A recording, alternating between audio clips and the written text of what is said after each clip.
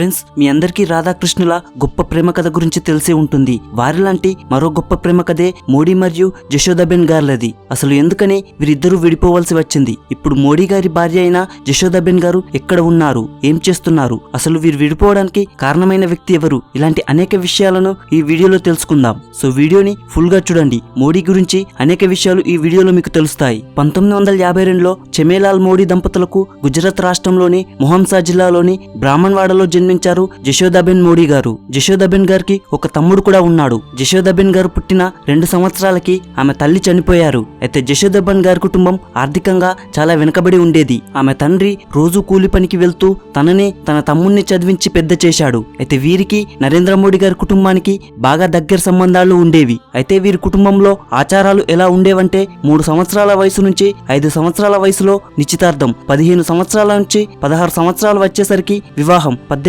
సంవత్సరాల నుంచి 20 సంవత్సరాలు వచ్చేసరికి కాపురం చేయించేవారు. అదే విధంగానే మోడీ గారికి 5 సంవత్సరాల వయసు ఉన్నప్పుడు 3 సంవత్సరాల వయసు గల జశోదాబెన్ గారితో నిశ్చితార్థం జరిగింది. ఇక మోడీ తన 10వ తరగతి పూర్తి చేశాక, అంటే తన 16 ఏళ్ల వయసులో 14 ఏళ్ల వయసు ఉన్న జశోదాబెన్ గారితో హిందూ సాంప్రదాయం ప్రకారం వివాహం జరిపించారు. అయితే మోడీ గారికి మాత్రం ఈ వివాహం అనేది అసలు ఇష్టం లేదు. పెళ్లిపైన అసలు ధ్యాసే లేదు ఆయనకి. జశోదాబెన్ గారితో తనకి ఊహ తెలియని వయసులో జరిగిన నిశ్చితార్థం వలన ఆమెతోనే నీ వివాహమని మోడీ గారి తల్లి తనకు నచ్చజెప్పి ఒప్పించారు. ఇక పెళ్ళయ్యాక మోడీ తన మనసును మార్చుకుంటాడని మోడీ తల్లి అనుకున్నారు. అయితే మోడీ గారికి ఇష్టం లేకపోయినా జశోదాబెన్ గారు మాత్రం చిన్నప్పటి నుంచి మోడీనే తన భర్తగా ఊహించుకొని ఆమె మనసులో మోడీకి తప్ప మరెవరికి చోటును ఇవ్వలేదు. మోదీకి 18 సంవత్సరాల వయసు ఉన్నప్పుడు 16 సంవత్సరాల జశోదాబెన్ గారు మోడీ ఇంటికి కాపురానికి వచ్చారు. అయితే మోదీ జశోదాబెన్ గారితో, జశోదా, నాకు ఈ పెళ్లి ఇష్టం లేకుండా చేశారు. నేను ఈ దేశమంతటా పర్యటించాల్సి ఉంది. నేను భర్తగా నీకు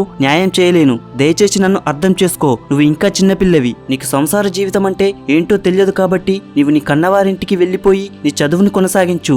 ఏదైనా ఉద్యోగం సాధించి మరొక పెళ్లి చేసుకో అన్నాడు మోదీ. అంతేకాదు ఆమె చదువుకు కావలసిన ఏర్పాట్లు కూడా చేస్తా అని చెప్పాడు. అయితే మోదీ అమ్మగారికి ఈ విషయం తెలిసి అందుకు ఆమె ఒప్పుకోలేదు. తను చదువుకోవాలంటే ఇక్కడే చదువుకుంటుంది. నీవెందుకు ఆమెను తన కన్నవారింటికి వెళ్లిపో అంటున్నావు? తను నీ భార్య. ఇంకొకరిని వివాహం చేసుకో అనే చెప్పే హక్కు నీకు లేదు. ఆమెను చదివించుకోవాలన్నా పెంచి పోషించుకోవాలన్నా అన్నీ నువ్వే చేయాలని మోదీని హెచ్చరించింది. కానీ అప్పట్లో, అంటే 1968 నాటికి మోదీ RSS లో చేరి తన జీవితాన్ని దేశానికి అంకితం చేయాలని దృఢంగా తను నిర్ణయించుకున్నాడు. ఇక అహ్మదాబాద్ వెళ్లి తన మేనమామ యొక్క టీ క్యాంటీన్ లో చేరాడు. ఇక భర్త లేని కారణంగా జశోదా గారు కొన్నాళ్ళు పుట్టింటికి వెళ్ళింది. అయితే మోదీ అమ్మగారు మళ్ళీ ఆమెను ఇంటికి తీసుకొచ్చి మోదీ గారిని తిట్టి కాపురం చేయమన్నారు. కానీ మోదీ అందుకు ఒప్పుకోలేదు. అమ్మ, సంసార జీవితంలో పడితే నేను అనుకున్నవన్నీ చేయలేనని చెప్పి తల్లికి నచ్చజెప్పాడు. ఇక తన భార్యతో, నీకు చదువు ఒకటే మార్గం, చదువు మాత్రమే నీకు సహాయం చేయగలదని చెప్పి వెళ్లిపోయాడు. అయితే జశోదాబెన్ గారు తన 3 సంవత్సరాల వివాహ బంధంలో కేవలం ఆమె 3 నెలలు మాత్రమే మోడీ గారితో గడిపారు. అయితే మోదీ చెప్పినట్లు ఆమె స్కూల్లో చదువుకొని 1974లో సెకండరీ స్కూల్ సర్టిఫికెట్ సాధించి 1976లో ఉపాధ్యాయురాలుగా ఎంపికయ్యారు. ఆ తర్వాత 2 సంవత్సరాలు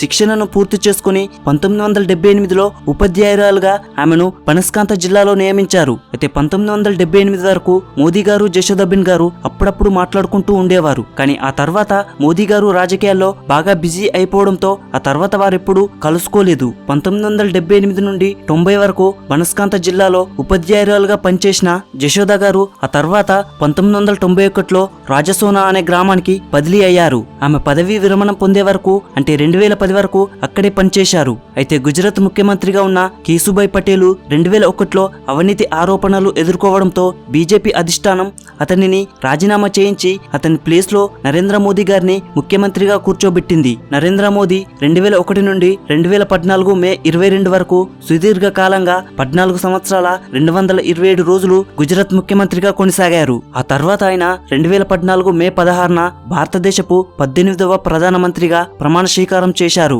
ఆ తర్వాత జశోదాబెన్ గారి గురించి ఒక గుజరాత్ రాష్ట్రమే అంతో ఇంతో తెలిసింది. కానీ ఎప్పుడైతే మోదీ ప్రధానమంత్రి అయ్యారో అప్పుడు మోడీ భార్య ఎవరంటూ చర్చలు జరపడం, ఆమె ఏం చేస్తుంది, ఎక్కడుంటుందని ఆరా తీయడంతో జశోదాబెన్ గారి గురించి బయటి ప్రపంచానికి తెలిసింది. అయితే తన భర్త 12 సంవత్సరాలు గుజరాత్ రాష్ట్రానికి ముఖ్యమంత్రిగా పనిచేసినప్పుడు గాని, అలాగే భారతదేశపు ప్రధానమంత్రి అయినప్పుడు గాని అతన్ని కలవడానికి గాని అతనితో మాట్లాడడానికి గాని ఆమె అస్సలు ప్రయత్నించలేదు. కానీ మోదీ గురించి క్షుణ్ణంగా తెలుసు కాబట్టే అతని బావు కోసం పూజలు వ్రతాలు చేస్తుంటారు ఆమె. అయితే మోదీ ఆమెను ఏ రోజు తన భార్యగా చెప్పుకోలేదు. గుజరాత్ సీఎం గా ప్రమాణ స్వీకారానికి 2001లో గాని 2002లో గాని 2007లో 2012లో గాని అలాగే పీఎం అయినప్పుడు గాని ఫామ్ లో భార్య పేరును ప్రస్తావించాల్సిన చోట ఖాళీగానే వదిలేసేవారు. అంతేగాని ఆమె పేరును ఎప్పుడూ వ్రాయలేదు. అయితే దానికి ఒక కారణం ఉంది. ఆమె పేరును ప్రస్తావిస్తే ప్రశాంతంగా బతుకుతున్న ఆమెను రాజకీయ ప్రత్యర్థులు రాజకీయాల్లోకి లాగుతారు.